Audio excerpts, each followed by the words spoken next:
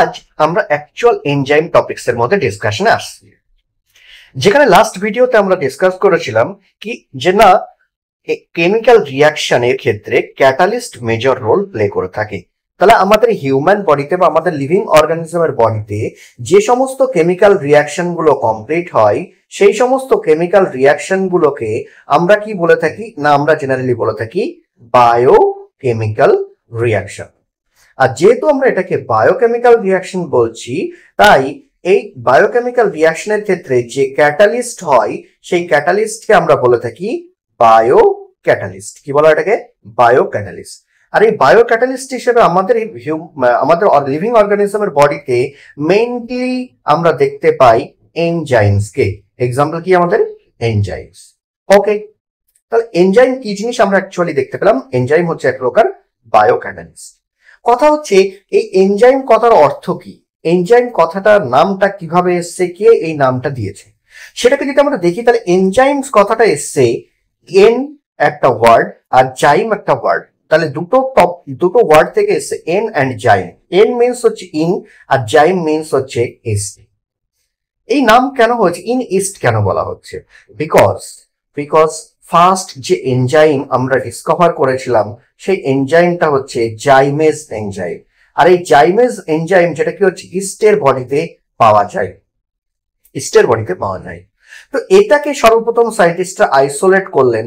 তাই যেহেতু ইস্টের বডি থেকে সর্বপ্রথম পাওয়া গেছিল, তো সায়েন্টিস্টরা মনে করেছিল হয়তো ইস্টের বডিতে কেবলমাত্র এই এনজাইমটা পাওয়া যায়, তাই ওই জন্য নাম দেওয়া হয়েছিল এনজাইম। আর এই নামটা কে দিয়েছিলেন? উইলিয়াম কুন বা উইলি কুন। ওকে, তাই উইলি কুনের নাম অনুসারে আজও পর্যন্ত আমরা এটাকে এনজাইম বলেই জানি। কিন্তু আমরা যদি অ্যাকচুয়ালি এনজাইম কি জিনিস সেটাকে ডিসক্রাইব করতে চাই, তাহলে এনজাইম আর কিছুই না, এটা একটা এনহান্সার। কি বললাম আমরা? এটা এনহান্সার। এনহান্সার মানে কি? যে কোনো কিছুকে এনহান্স করে থাকে, যে কোনো কিছুকে এনহ্যান্স করে থাকে।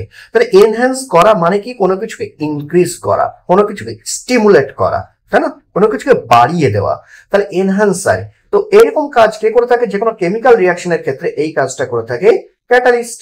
আর যেহেতু এটা কোনো একটা বায়োকেমিক্যাল রিয়াকশনের ক্ষেত্রে ক্যাটালিস্ট, তাই এটাকে বলা হচ্ছে বায়ো ক্যাটালিস্ট। ওকে, আচ্ছা চলো এবার দেখি আমরা এই যে এনজাইম আছে না, সেই এনজাইমের কি হচ্ছে কিছু প্রপার্টি আমরা দেখি। প্রপার্টির ক্ষেত্রে আমরা কি দেখবো? ফার্স্টে বলছে এনজাইমের কেমিক্যাল নেচার। কি বললাম আমি? এনজাইমের কেমিক্যাল নেচার। এই কেমিক্যাল নেচার খুবই ভাইটাল, খুবই ভাইটাল। এটা আমরা অলরেডি ডিসকাস করেছি, তাও আমি আবার ফার্দার জিরো থেকে ডিসকাস করছি। এনজাইমকে কি বলা হচ্ছে? বলছে অল এনজাইমস আর প্রোটিনস। সমস্ত এনজাইম হচ্ছে কোনো না কোনো প্রোটিন। আর এই প্রোটিন কিভাবে ফরমেশন হয়? প্রোটিন ফরমেশন হয় ডিএনএ থেকে। ডিএনএ থেকে ফার্স্ট কি হবে? এমআরএনএ ফরমেশন হবে। সেই এমআরএনএ থেকে আমাদের কি হবে? প্রোটিন ফরমেশন হবে। আর এই ডিএনএটা কি অ্যাকচুয়ালি? জিন। তাহলে জিন থেকে কিন্তু আমাদের প্রোটিন ফরমেশন হচ্ছে। তাহলে একটা জিন থেকে কতগুলো এনজাইম ফরমেশন হতে পারে? একটা জিন থেকে একটাই এনজাইম ফরমেশন হতে পারে। ওই জন্য এটাকে বলা হয় ওয়ান জিন ওয়ান এনজাইম হাইপোথিসিস। ওয়ান জিন ওয়ান এনজাইম হাইপোথিসিস। এই হাইপোথিসিস কে দিয়েছিলেন? Scientist Berzelius. ঠিক আছে, আমাদের দরকার নেই নাম মনে রাখার, জাস্ট আমরা কি মনে রাখবো? ওয়ান জিন থেকে ওয়ান এনজাইম ফরমেশন হবে। ক্লিয়ার? ওকে, চলো তাহলে এই যে জিন থেকে এনজাইম ফরমেশন হচ্ছে, অর্থাৎ প্রোটিন সিনথেসিস হচ্ছে, সেই প্রোটিনটাই ফোল্ডিং এর মাধ্যমে কি করছে? আমাদের এনজাইম ফরমেশন করছে। এখন কথা হচ্ছে আমরা করেছিলাম যে কোনো বায়োলজিক্যাল অ্যাক্টিভিটি যদি কমপ্লিট করতে হয়, তাহলে একটা প্রোটিনকে টারশিয়ারি স্ট্রাকচার ফরমেশন নিতে হবে। তার মানে কি আমাদের এনজাইম অ্যাকচুয়ালি কি? এনজাইম হচ্ছে অ্যাকচুয়ালি টারশিয়ারি প্রোটিন। তাহলে এনজাইম যখন সেটা অ্যাক্টিভ কন্ডিশনে থাকে, যখন সেটা অ্যাক্টিভ কন্ডিশনে থাকে, তখন সেটাকে কি হতে হবে? টারশিয়ারি প্রোটিন হতে হবে। যদি সে টারশিয়ারি স্ট্রাকচার ফরমেশন না করে, তাহলে সেটা কিন্তু অ্যাক্টিভিটি দেখাতে পারবে না।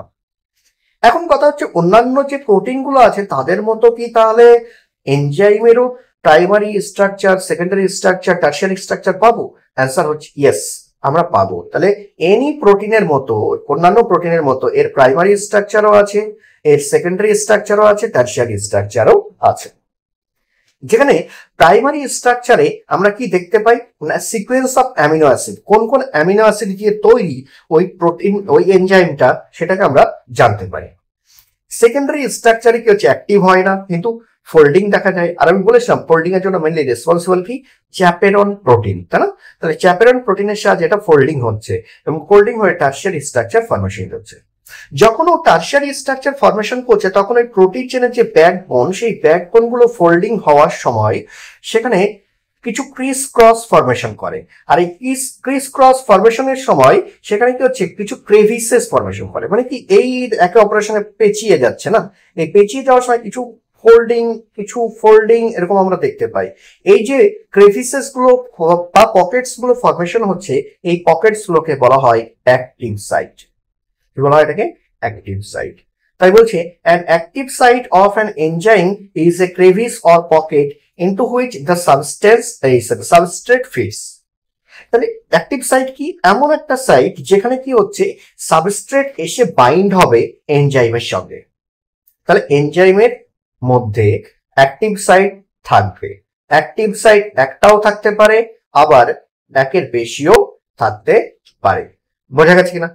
যে কোনো একটা এনজাইমের ক্ষেত্রে কি বললাম আমি, একটা অ্যাক্টিভ সাইট থাকবে অথবা একের বেশি অ্যাক্টিভ সাইট থাকবে। আর এই যে নাম্বার অফ অ্যাক্টিভ সাইট কত বেশি, এই নাম্বার অফ অ্যাক্টিভ সাইট এটাই কি হচ্ছে তার টার্ন ওভার নাম্বার হিসেবে কাজ করে। কি বললাম আমি? টার্ন ওভার নাম্বার ডিটারমাইন করে থাকি। ক্লিয়ার? কিভাবে ডিটারমাইন করে? টার্ন ওভার নাম্বার মানে কি? যে কোনো কোম্পানির ক্ষেত্রে আমরা যদি টার্ন ওভার নাম্বার বলি, তাহলে কি হচ্ছে একটা কোম্পানি কি হচ্ছে তার ইয়ার এন্ডিং এ টোটাল কত প্রফিট করছে সেটাই হচ্ছে তার টার্ন ওভার, সেটাই তার টার্ন ওভার নাম্বার। তাহলে আমাদের এখানে কোম্পানি কি? আমাদের বডি, একটা রিয়াকশন, একটা কেমিক্যাল রিয়াকশন। আর সেইখানে কেমিক্যাল রিয়াকশনে একটা এনজাইম কত বেশি প্রোডাক্ট ফরমেশন করতে পারছে সেটা হচ্ছে কি তার টার্ন ওভার নাম্বার। এখন কত বেশি প্রোডাক্ট ফরমেশন করতে পারবে, যত বেশি সাবস্ট্রেটকে সে বাইন্ড করতে পারবে তত বেশি প্রোডাক্ট সে ফরমেশন করতে পারবে। তার মানে কি সাবস্ট্রেটকে যদি বাইন্ড বেশি পরিমাণে করতে হয় তাহলে নাম্বার অফ অ্যাক্টিভ সাইট বেশি হতে হবে। নাম্বার অফ অ্যাক্টিভ সাইট যত বেশি হবে তত সে বেশি পরিমাণে সাবস্ট্রেটকে বাইন্ড করতে পারবে। বাস গল্প এটাই। তাহলে সাবস্ট্রেটকে বেশি পরিমাণে বাইন্ড করতে পারলে নাম্বার অফ প্রোডাক্ট বেশি হবে, আর নাম্বার অফ প্রোডাক্ট যত বেশি হবে টার্ন ওভার নাম্বার তত বেশি হবে। তার মানে আলটিমেটলি টার্ন ওভার নাম্বার কার দ্বারা ডিটারমাইন হচ্ছে? নাম্বার অফ অ্যাক্টিভ সাইটের দ্বারা ডিটারমাইন হচ্ছে। ওকে, তাই এখানে আমরা কি বললাম, অ্যাক্টিভ সাইট কি জিনিস সেটাকে আমরা ডিসকাস করলাম। দেন কি বলছে, thus enzymes through their active site catalyse reactions at a high rate. তাহলে অ্যাক্টিভ সাইটের থ্রু দিয়ে রিয়াকশনকে হাই রেটে কমপ্লিট করতে পারে বা ক্যাটালাইজ করতে পারে। চলো আগে বাড়ে।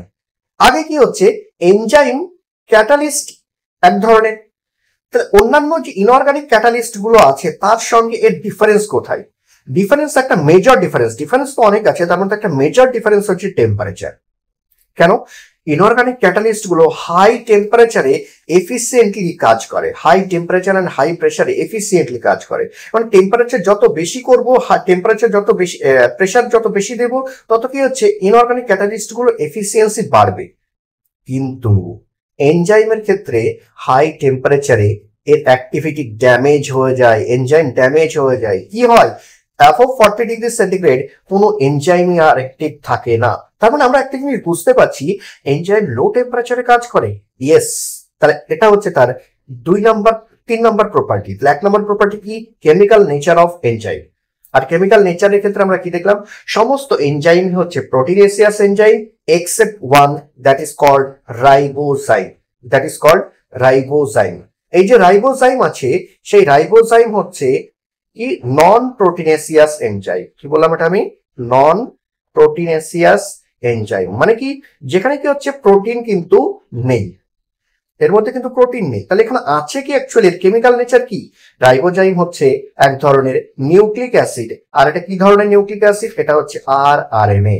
তাহলে অনেক সময় আরআরএনএ কি হচ্ছে ক্যাটালাইজ হয়, ক্যাটালিস্ট হিসেবে কাজ করে বা ক্যাটালাইজ করে কোনো রিয়াকশনকে, কোনো প্রসেসকে। তো ওই জন্য এটাকে আমরা রাইবোজাইম বলে থাকি। আর এই রাইবোজাইম হচ্ছে এক ধরনের নন প্রোটিনেসিয়াস এনজাইম। তাহলে এটা গেল কেমিক্যাল নেচারের গল্প।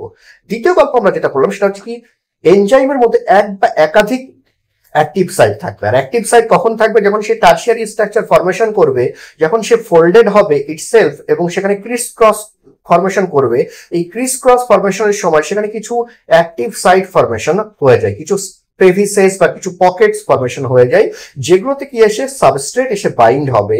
সেই সমস্ত সাইটগুলোকে আমরা বলে থাকি অ্যাক্টিভ সাইট। ওকে, তাহলে অ্যাক্টিভ সাইটে সাবস্ট্রেট এসে বাইন্ড হয়, তাই অনেক ক্ষেত্রে অ্যাক্টিভ সাইটের আরেকটা নাম আমরা বলে থাকি substrate binding site.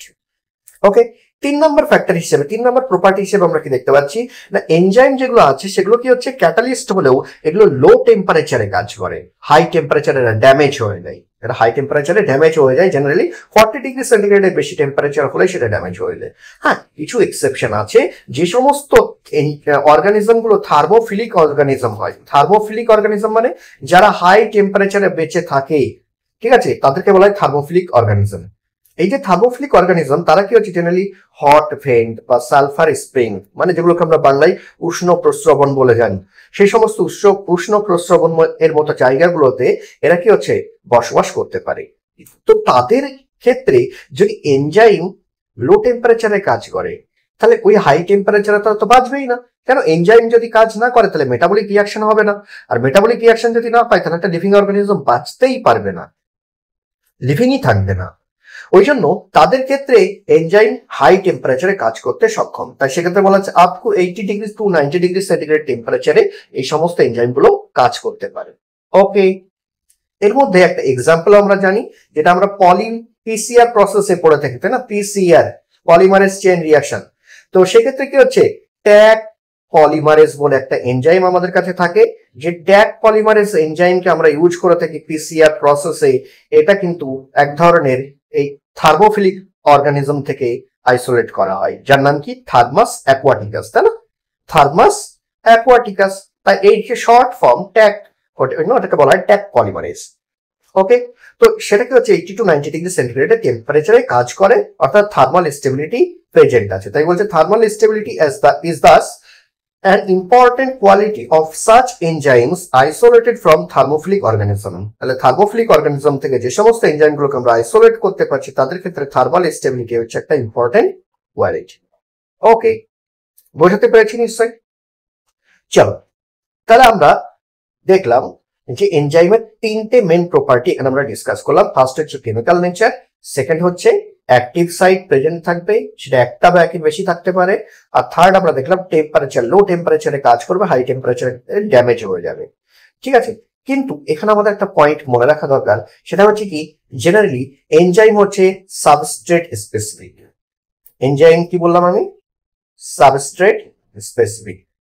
Enzyme substrate specific কথার অর্থ কি, তার মানে হচ্ছে একটা এনজাইম একটা নির্দিষ্ট সাবস্ট্রেটের সঙ্গেই বাইন্ড হবে। একটা এনজাইম অনেকগুলো সাবস্ট্রেটের সঙ্গে কখনো বাইন্ড হতে পারে না, তাই এনজাইম হচ্ছে সাবস্ট্রেট স্পেসিফিক। একটা এনজাইম একটা নির্দিষ্ট সাবস্ট্রেটের সঙ্গে যুক্ত হবে। যে কার্বোহাইড্রেটকে ডাইজেস্ট করে সে কার্বোহাইড্রেটের সঙ্গে যুক্ত হবে, সে কিন্তু প্রোটিনের সঙ্গে যুক্ত হয়ে তাকে ডাইজেস্ট করতে পারবে না। ওকে, আরো যদি আমরা বলি পিএইচ স্পেসিফিক, কি বললাম আমি, পিএইচ স্পেসিফিক, একটা নির্দিষ্ট পিএইচ এ কাজ করে, তার থেকে বেশি বা কম পিএইচ এ তার অ্যাক্টিভিটি কি হয়ে যাবে, কমে যাবে। সেগুলো আমরা দেখবো পরবর্তীতে ফ্যাক্টরস অ্যাফেক্টিং এনজাইম অ্যাক্টিভিটি বলে একটা টপিকস আমরা পড়বো, সেখানে এগুলোকে আমরা ডিসকাস করবো। তাও এগুলো আমাদের প্রপার্টিস পার্টের মধ্যে আমি একটু ডিসকাস করে দিচ্ছি। ওকে, চলো আগে বাড়ি, যে mechanism of enzyme activity, enzyme কিভাবে কাজ করে সেটাকে আমরা ডিসকাস করবো। দেখো এখানে আমরা কি দেখতে পাচ্ছি, আমাদের হেডিং আছে how do enzymes bring about such high rates of chemical conversion। তার এনজাইম যে high rate of chemical conversion কে কমপ্লিট করে থাকে সেটা কিভাবে করে সেটাকে আমরা ডিসকাস করব। তাহলে ফার্স্টলি আমরা অ্যাক্টিভ সাইটকে ডিসকাস করেছি, যে অ্যাক্টিভ সাইটে এসে বাইন্ড হবে কে, সাবস্ট্রেট। সাবস্ট্রেট বাইন্ড হওয়ার পর সেই সাবস্ট্রেটকে আমরা কনভার্ট করব কিসে, প্রোডাক্টে। কিসে কনভার্ট করবো সেটাকে আমরা প্রোডাক্টে। তাই S to P, S for substrate, P for product. Okay, আচ্ছা কি হবে অ্যাকচুয়ালি, বলছি যে ক্রেভিসেস বা ক্লেট বা পকেট গুলো ছিল সেই অ্যাক্টিভ সাইটে সাবস্ট্রেট এসে বাইন্ড হবে। বাইন্ড হওয়ার পর সেখানে কি হচ্ছে, এনজাইম কি করবে, সেখানে একটা ট্রানজিয়েন্ট স্টেট ফরমেশন করবে। এই ট্রানজিয়েন্ট স্টেট ফরমেশন করার পর দেন সেটা কি করবে, প্রোডাক্ট ফরমেশন করবে। কি হবে, না এনজাইমের সঙ্গে যখনই সাবস্ট্রেট এসে বাইন্ড হবে তখন সেখানে এনজাইম সাবস্ট্রেট কমপ্লেক্স তৈরি হবে। কমপ্লেক্স ফরমেশনের মাধ্যমে সে কি করবে, এখানকে সাবস্ট্রেটের যে বন্ডগুলো আছে সেই বন্ডগুলোকে ব্রেক ডাউন করবে। বন্ডগুলোকে ব্রেক ডাউন করার পর সেটা কি করবে, এনজাইম প্রোডাক্ট কমপ্লেক্স তৈরি করবে। আর এই এনজাইম প্রোডাক্ট কমপ্লেক্স তৈরি হওয়ার পর এনজাইম আনচেঞ্জড কন্ডিশনে থেকে যাবে আর প্রোডাক্ট কি হবে, বেরিয়ে চলে যাবে।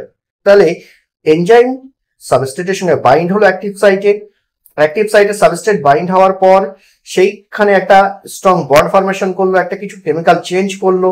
সেই কেমিক্যাল চেঞ্জের মাধ্যমে সে কি করলো, এনজাইম সাবস্ট্রেট কমপ্লেক্স তৈরি করলো। এই এনজাইম সাবস্ট্রেট কমপ্লেক্সে সাবস্ট্রেটের বন্ডগুলোকে ব্রেকডাউন করলো। বন্ড ব্রেকডাউনের পর সেখানে এনজাইম প্রোডাক্ট কমপ্লেক্স তৈরি করলো। আর এই এনজাইম প্রোডাক্ট কমপ্লেক্স তৈরি হওয়ার পর সে প্রোডাক্ট ফরমেশন করে, নিউ বন্ড ফরমেশন করে সেটাকে বের করে দিল আর নিজে আনচেঞ্জড কন্ডিশনে থেকে গেল। ওকে, কিন্তু এই সমস্ত ঘটনা ঘটানোর সময় এই যে ট্রানজিয়েন্ট স্টেট ফরমেশন হচ্ছে সেটা কিভাবে হচ্ছে? দেখো, যদি এখানে কোনো রকম আমরা এনজাইম ইউজ না করতাম সেই মেটাবলিক রিয়াকশনে, তাহলে কি হতো, তার ট্রানজিয়েন্ট স্টেট এটা হতো।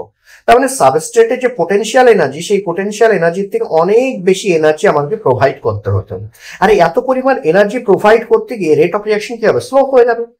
ওই জন্য এনজাইম এখানে কাজ করে। এনজাইম কি করে, সারফেস এরিয়াকে ইনক্রিজ করে দেয়। কিভাবে সারফেস এরিয়াকে ইনক্রিজ করে দেয় না, আমরা বললাম যে ক্রেভিসেস বা পকেটস ফরমেশন করছে। এই যে পকেটস বা ক্রেভিসেস গুলো ফরমেশন করছে, অর্থাৎ অ্যাক্টিভ সাইট গুলো ফরমেশন করছে, সেই ফরমেশনের মাধ্যমে ও কি করছে, সাবস্ট্রেটকে বাইন্ড করছে, প্রচুর পরিমাণ সাবস্ট্রেটকে বাইন্ড করছে। এবং বাইন্ড করার পর সেখানে কি করছে, তাদের মধ্যে ইন্টারাকশনকে বাড়িয়ে দিচ্ছে। কার, সাবস্ট্রেটের সঙ্গে এনজাইমে।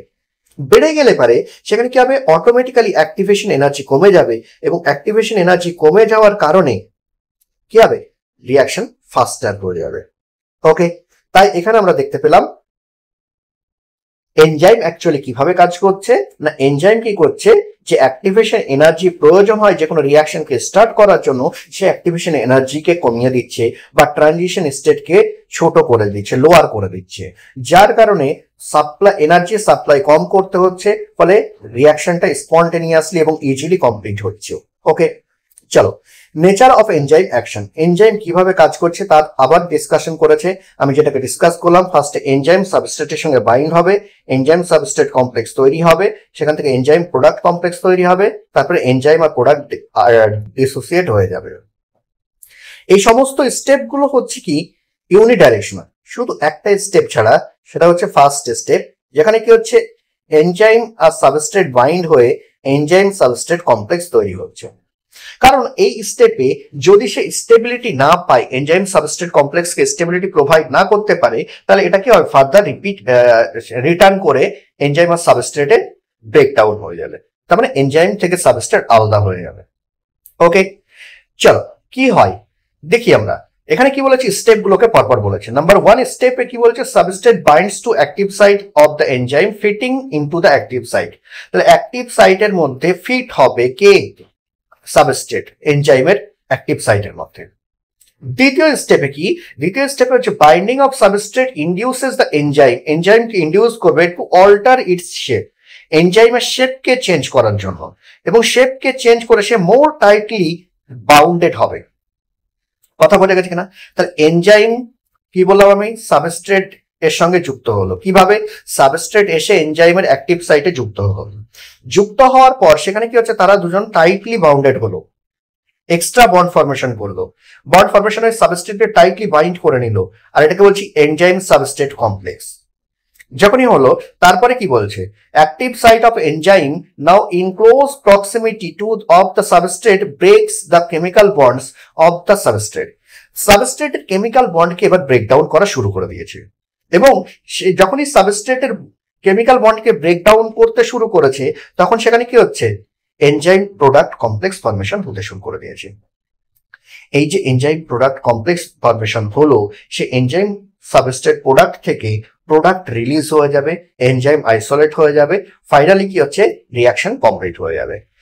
এই যে এনজাইম সেটা আনচেঞ্জড কন্ডিশনে থেকে গেল, এটা কি হয়ে গেল, আনচেঞ্জড কন্ডিশনে থেকে গেল, কিন্তু কোনো চেঞ্জ আসলো না। কেন, এনজাইম ডাইরেক্টলি নিজে কখনো রিয়াকশনে পার্টিসিপেট করে না, এনজাইম রিয়াকশনকে স্টিমুলেট করে, এনহ্যান্স করে। বোঝাতে পেরেছি নিশ্চয়? তো এই হচ্ছে মেকানিজমের গল্প গেল। এবার আমরা দেখি এই যে এনজাইম অ্যাক্টিভিটি ছিল, সেই এনজাইম অ্যাক্টিভিটিকে অ্যাফেক্ট করে এরকম ফ্যাক্টর কি কি আছে। আর সেই ফ্যাক্টরগুলোর মধ্যে নাম্বার 1 ফ্যাক্টর হচ্ছে টেম্পারেচার, সব থেকে মোস্ট ইম্পর্টেন্ট ফ্যাক্টর। নাম্বার 2 হচ্ছে pH, second most important factor. তাহলে টেম্পারেচার কিভাবে এফেক্ট করছে? আমরা বললাম যে টেম্পারেচার এবং পিএইচ, একটা অপটিমাম টেম্পারেচার এবং একটা অপটিমাম পিএইচ এ কি হচ্ছে, জেনারেলি এনজাইম হাইয়েস্ট অ্যাক্টিভিটি অর্থাৎ ম্যাক্সিমাম অ্যাক্টিভিটি দেখিয়ে থাকে। এই অপটিমাম টেম্পারেচার বা অপটিমাম পিএইচ থেকে কম বা বেশি টেম্পারেচার বা পিএইচ এ এনজাইম অ্যাক্টিভিটি ডিক্রিজ হয়ে যায়। তাই এখানে কি বলছে, ন্যারো রেঞ্জে কাজ করে থাকে টেম্পারেচার এবং পিএইচ এর ন্যারো রেঞ্জে এনজাইম কাজ করে থাকে। হাইয়েস্ট অ্যাক্টিভিটি দেখিয়ে থাকে generally optimum temperature and optimum pH এ। অ্যাক্টিভিটি ডিক্লাইন হয়ে যাবে both below and above the optimum value. Optimum value যেটা আছে তার থেকে বিলো ভ্যালুতে অথবা অ্যাবভ ভ্যালুতে দুই জায়গাতেই সে কি করবে, কাজ কমিয়ে দেবে, অ্যাক্টিভিটি কমিয়ে দেবে, ডিক্লাইন হয়ে যাবে। লো টেম্পারেচারে এনজাইম প্রিজার্ভ থাকে, এনজাইম ইনঅ্যাক্টিভ হয়ে যায়, টেম্পোরারিলি ইনঅ্যাক্টিভ হয়ে যায়, বাট প্রিজার্ভ থাকে, মানে কি এনজাইমের যে স্ট্রাকচার সেটা নষ্ট হয়ে যায় না। এনজাইম কি প্রোটিন না, তাহলে প্রোটিনের যে স্ট্রাকচার সেটা নষ্ট হয়ে যায় না। কখন? যখন টেম্পারেচার ডিক্রিজ হয়ে যায়। বাট যদি টেম্পারেচার ইনক্রিজ হয় তাহলে কিন্তু সেখানে এনজাইম তার স্ট্রাকচারকে ইম্প্যাক্ট রাখতে পারে না। ইম্প্যাক্ট রাখতে না পারার কারণে সেখানে কি হয় না, তার স্ট্রাকচার ডিস্ট্রয় হয়ে যায়, ড্যামেজ হয়ে যায়। আর এটাকেই বলা হয় ডিন্যাচুরেশন। কি বলা হয় এটাকে? ডিন্যাচুরেশন। তাই বলছে দেখ, হাই টেম্পারেচারে এনজাইমেটিক অ্যাক্টিভিটি ডিস্ট্রয় হয়ে যায় because proteins are denatured by heat. Protein গুলো হিটের দ্বারা ডিনেচার্ড হয়ে যায়। ওকে, আমরা বলেছি এনজাইম পিএইচ স্পেসিফিক কিরকম গল্প আমরা জানি। দেখ, আমাদের বডিতে যে সমস্ত এনজাইম গুলো পাওয়া যায় তার মধ্যে কিছু এক্সাম্পল আমরা যদি দেখি, তাহলে আমাদের স্যালাইভা না, ডাইজেস্টিং এনজাইম, আমাদের স্যালাইভা। তাহলে স্যালাইভাতে যে স্যালিভারি অ্যামাইলেজ প্রেজেন্ট থাকে, সেই স্যালিভারি অ্যামাইলেজ কত পিএইচ এ কাজ করে থাকে? এই স্যালিভারি অ্যামাইলেজ কিন্তু 6.8 পিএইচ এ কাজ করে। যদি আমরা আমাদের স্টোমাকে দেখি, আমাদের স্টোমাকের মধ্যে যে গ্যাস্ট্রিক জুস আছে, সেই গ্যাস্ট্রিক জুসের মধ্যে একটা এনজাইম থাকে যাকে বলা হয় পেপসিন। কি বলা হয় এটাকে? পেপসিন, যেটা কিন্তু 1.2 পিএইচ এ অপটিমাম পিএইচ এ ফাংশন করে। তাহলে এই পেপসিন নিশ্চয় স্যালাইভারি অ্যামাইলেজ অর্থাৎ মুখে আমাদের যে বাকাল ক্যাভিটি, সেই বাকাল ক্যাভিটিতে ফাংশন কমপ্লিট করতে পারবে না। ঠিক একরকম ভাবে স্যালিভারি অ্যামাইলেজ যখন এই 1.2 স্টোমাকের পিএইচ আসবে তখন সে কিন্তু অ্যাক্টিভিটি করতে পারবে না। ক্লিয়ার? অন্যদিকে আমাদের যে ইন্টেস্টাইন আছে, সেই ইন্টেস্টাইনের মধ্যে আমাদের যে এনজাইম আছে,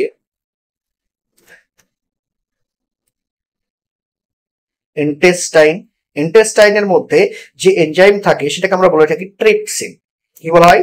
ট্রিপসিন। এই ট্রিপসিন কাজ করে 8.2 পিএইচ। তাহলে মোর দ্যান 7। তাহলে এটা আবার বেসিক পিএইচ। তাহলে যখন পেপসিন মিশ্রিত কোনো ফুড বোলাস সেটা যখন কি করবে, স্টোমাক থেকে ইন্টেস্টাইনে আসবে, তখন কিন্তু সেখানে পেপসিনের অ্যাক্টিভিটি কমপ্লিটলি বন্ধ হয়ে যাবে। তখন কিন্তু সেখানে ট্রিপসিন একমাত্র কাজ করতে পারবে। কেন? পিএইচ চেঞ্জ হয়ে গেছে। বোঝাতে পেরেছি আশা করি। তাহলে পিএইচ চেঞ্জ হয়ে গেলে তার অ্যাক্টিভিটি চেঞ্জ হয়ে যাবে, কমে যাবে। বোঝা গেছে? চলো, আর একটা ফ্যাক্টর টেম্পারেচার পিএইচ এর মতো একটা ফ্যাক্টর হচ্ছে কনসেন্ট্রেশন অফ সাবস্ট্রেট। সাবস্ট্রেট কনসেন্ট্রেশনও কিন্তু একটা বড় ফ্যাক্টর, মেজর ফ্যাক্টর। কি গল্প হয়, সাবস্ট্রেট অ্যাক্টিভ সাইট আছে, অ্যাক্টিভ সাইটে সাবস্ট্রেট বাইন্ড হবে। এখন যদি কারো অ্যাক্টিভ সাইটের সংখ্যা 100 হয় আর সেখানে যদি আমার কাছে 50 মলিকিউলস প্রেজেন্ট থাকে, তাহলে রেট অফ রিঅ্যাকশন নিশ্চয়ই স্লো। আমি আরো কিছু মলিকিউলস অ্যাড করলাম, 10 মলিকিউলস দিয়ে কত হলো 60, তাহলে রেট অফ রিঅ্যাকশন বাড়লো। আরো 10 অ্যাড করলাম দিয়ে কত হলো 70, তাহলে রেট অফ রিঅ্যাকশন বাড়বে। আরো 10 অ্যাড করলাম দিয়ে হলো 80, রেট অফ রিঅ্যাকশন বাড়বে। 80 সঙ্গে আরো 10 অ্যাড করলাম, কত হলো 90, আরো রেট অফ রিঅ্যাকশন বাড়বে। এভাবে আপ টু 100 পর্যন্ত কি হলো, রেট অফ রিঅ্যাকশন বাড়লো। কিন্তু 100-এ যখন 100টা মলিকিউলসই বাউন্ডেড হয়ে গেছে তখন কিন্তু আর ফার্দার রেট অফ রিঅ্যাকশন বাড়বে না, অর্থাৎ রেট অফ রিঅ্যাকশন কি হচ্ছে, একটা স্যাচুরেশন পয়েন্টে চলে গেছে। তাই দেখো এখানে কি হচ্ছে, এটা কনসেন্ট্রেশন, সাবস্ট্রেট কনসেন্ট্রেশন, আর এটা এনজাইম অ্যাক্টিভিটি। তাহলে ফার্স্টে কি হচ্ছে, যত আমি সাবস্ট্রেট কনসেন্ট্রেশন বাড়ছে, একটা সময় পরে গিয়ে সেটা কি হচ্ছে স্যাচুরেশন স্টেটে চলে এসেছে। এরপর আর ফার্দার আমি যতই সাবস্ট্রেট কনসেন্ট্রেশন ইনক্রিজ করি না কেন, আর কিন্তু আমার এনজাইম অ্যাক্টিভিটি বা রেট অফ রিয়াকশন বাড়বে না। তো আশা করি বোঝাতে পেরেছি জিনিসটা কি হলো, যে সাবস্ট্রেট কনসেন্ট্রেশন যত বাড়াবো তত কি হচ্ছে রেট অফ রিয়াকশন ধীরে ধীরে বাড়তে একটা সময় পরে গিয়ে স্যাচুরেশন পয়েন্টে চলে আসবে। যখন সেটা স্যাচুরেশন পয়েন্টে চলে আসছে, এরপর আর ফার্দার রেট অফ রিয়াকশন বাড়বে না। তাই এটা এখানে ডিসকাস করা হয়েছে। এই ক্ষেত্রে একটা গল্প আমরা দেখতে পাচ্ছি, হাফ অফ ম্যাক্সিমাম ভেলোসিটি, সেইখানে যে কনসেন্ট্রেশন আছে সেইখানে একটা কনস্ট্যান্ট আছে, যেটাকে বলা হচ্ছে Km। What is Km? Km কে বলা হয় মাইকেলিস মেনটেন কনস্ট্যান্ট বা অনলি মাইকেলিস কনস্ট্যান্ট। আমরা এটাকে এক্সট্রা ডিসকাশন করব মাইকেলিস কনস্ট্যান্ট, কারণ এটা আমাদের বিশেষ কিছু ডিসকাশন আমাদের বইতে নেই। এই যে মাইকেলিস কনস্ট্যান্ট অ্যাকচুয়ালি কি? এটা এক ধরনের সাবস্ট্রেট কনসেন্ট্রেশনকে ডিনোট করে থাকে। সাবস্ট্রেট কনসেন্ট্রেশন, যে সাবস্ট্রেট কনসেন্ট্রেশনে enzyme activity half of the maximum হয়ে থাকে। ম্যাক্সিমাম অ্যাক্টিভিটির হাফ অ্যাক্টিভিটি যখন সে দেখাচ্ছে কোন একটা এনজাইম, সেই সময় তার সাবস্ট্রেট কনসেন্ট্রেশনটাকে আমরা বলে থাকি মাইকেলিস কনস্ট্যান্ট। এর ইম্পর্টেন্স এটাই যে এটা কি করে, জেনারেলি স্ট্রং অ্যাফিনিটিকে ডিনোট করে। মানে এনজাইমের সঙ্গে সাবস্ট্রেটের যে অ্যাফিনিটি, সেই অ্যাফিনিটিকে ডিনোট করে। কেন না, এটা দেখ যত তাড়াতাড়ি সেটা ফার্স্ট হাফ অফ, যদি Km এর ভ্যালু ডিক্রিজ হয়, এইখানে ধর এটা এখানে যদি গেইন করতো, তাহলে Km এর ভ্যালু ডিক্রিজ হয়ে গেছে। তাহলে Km এর ভ্যালু ডিক্রিজ হওয়া মানে কি, কম কনসেন্ট্রেশনে রেট অফ রিয়াকশন বেশি হয়ে গেছে, তাই না? তার মানে অ্যাফিনিটি বেশি, ফলে কি হচ্ছে তাড়াতাড়ি বাউন্ড হচ্ছে এবং তাড়াতাড়ি রিয়াকশন কমপ্লিট করছে। তো অ্যাফিনিটি বেশি। তাহলে এখানে দেখ সেটাই বলছে, differs from substrate to substrate, প্রত্যেকটা সাবস্ট্রেটের জন্য আলাদা আলাদা হয়ে থাকে, এবং Km এর ভ্যালু যত বেশি হবে অ্যাফিনিটি তত কম হবে, আর Km এর ভ্যালু যত কম হবে অ্যাফিনিটি তত বেশি হবে। কিসের? এনজাইমের সঙ্গে সাবস্ট্রেটের অ্যাফিনিটি। ওকে, এখানে একটা ইকুয়েশন আমরা পাচ্ছি মাইকেলিস কনস্ট্যান্ট থেকে, সেটা হচ্ছে V not equals to V max into substrate concentration by Michaelis constant plus substrate concentration. এই ইকুয়েশনটা এক্সট্রা মনে রাখতে পারিস, কারণ আমি কিছু কিছু জায়গাতে কোশ্চেনটাকে দেখেছি, যদিও এখন রিসেন্ট ইয়ার্স গুলোতে এর ইম্পর্টেন্স খুব কম, কারণ এনসিইআরটি বেসড যেহেতু কোশ্চেন হয়। তাও আমি সাজেস্ট করবো এই রিয়াকশনটাকে অন্ততপক্ষে এক্সট্রা মুখস্থ কর, যেটা আউট অফ এনসিইআরটি হলেও ইম্পর্টেন্ট। এবং এই মাইকেলিস মেইনটেইন কনস্ট্যান্ট খুবই ইম্পর্টেন্ট একটা topic, so please be careful about this constant. এটাকে পড়া একটু এক্সট্রা করে পড়তে হবে। ওকে, এখানে V নটটা অ্যাকচুয়ালি কি, এই যে V ম্যাক্স বাই 2 সেটাই হচ্ছে V নট, মানে হাফ অফ দ্য ম্যাক্সিমাম ভেলোসিটিটাকে আমরা কি বলছি, V নট। এখন কথা হচ্ছে দুটো গল্প আমাদের আছে, একটা হচ্ছে কম্পিটিটিভ ইনহিবিশন আর একটা হচ্ছে নন কম্পিটিটিভ ইনহিবিশন। আমরা পড়বো যখন, তখন আমরা এটাকে ডিসকাস করব, যে যখন কম্পিটিটিভ ইনহিবিশন দেখা যাবে তখন Km এর ভ্যালু ইনক্রিজ হয়ে যাবে, অর্থাৎ অ্যাফিনিটি ডিক্রিজ হয়ে যাবে, আর নন কম্পিটিটিভ ইনহিবিশনের ক্ষেত্রে Km এর ভ্যালু আনচেঞ্জ থাকবে। ওকে, চলো এখানে দেখো কি হচ্ছে এনজাইম অ্যাক্টিভিটি। এনজাইম অ্যাক্টিভিটির সঙ্গে পিএইচ এর যে গ্রাফ, সেটা কি হচ্ছে বেল শেপেড। মানে কি, একটা অপটিমাম পিএইচ ম্যাক্সিমাম অ্যাক্টিভিটি দেখাবে, এর থেকে কম বা বেশি হলে এনজাইম অ্যাক্টিভিটি ডিক্লাইন হয়ে যাবে। একটা অপটিমাম টেম্পারেচারে কি হচ্ছে ম্যাক্সিমাম অ্যাক্টিভিটি, এর থেকে টেম্পারেচার কমলে বা বাড়লে অ্যাক্টিভিটি ডিক্রিজ হয়ে যাবে। এটা এখানে দেখানো হয়েছে। চলো আগে বাড়ি। তাহলে আমরা যে ফ্যাক্টর গুলো পড়ছিলাম যে ইনফ্লুয়েন্স কারা করতে পারে, তো সেখানে তিনটে ফ্যাক্টর আমরা পড়েছি, temperature, pH and substrate concentration. Fourth একটা ফ্যাক্টরকে আমি ডিসকাস করব এনসিইআরটি থেকে, যেটা হচ্ছে ইনহিবিটর। কি বললাম আমি? ইনহিবিটর। ইনহিবিটর কি জিনিস? যখন একটা কোনো কেমিক্যাল কম্পাউন্ড যেটা কি করছে এনজাইমের অ্যাক্টিভিটিকে শাট অফ করে দেবে, শাট অফ করে দেওয়া মানে কি, কমিয়ে দেবে, বন্ধ করে দেবে, তখন সেটাকে বলা হবে কি, ইনহিবিটর। যে কম্পাউন্ড এটাকে করছে সেটাকে বলা হচ্ছে ইনহিবিটর, আর ওই প্রসেসকে বলা হয় ইনহিবিশন। তাহলে জেনারেলি কি হচ্ছে, একটা ইনহিবিটর এমন একটা ফ্যাক্টর, যে ফ্যাক্টরটা কি করছে এনজাইমের যে অ্যাক্টিভিটি সেটাকে শাট অফ করে দিচ্ছে বা ডিক্রিজ করে দিচ্ছে। তো এটা কি করে, জেনারেলি এনজাইমের অ্যাক্টিভিটিকে কমাতে কাজ করে। ওকে, আমরা ইনহিবিশন প্রসেস সম্পর্কে একটু ডিটেলসে ডিসকাশন করব, তো সেটা এই ভিডিওতে নয়, নেক্সট ভিডিওতে, নেক্সট লেকচারে আমরা এনজাইম ইনহিবিশন সম্পর্কে ডিসকাস করব, এবং তার সঙ্গে আমরা ক্লাসিফিকেশন অফ এনজাইম পড়বো আর কো ফ্যাক্টর সম্পর্কে ডিসকাস করব। তিনটে টপিকস নেক্সট ভিডিওতে। Thank you.